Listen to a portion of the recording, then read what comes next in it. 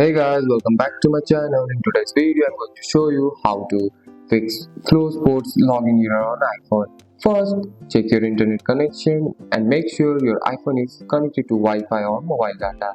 If the internet is slow or not working, the app may not log in. And double check your email and password. Make sure there are no typing mistake. Passwords are case sensitive, so check your capital letter.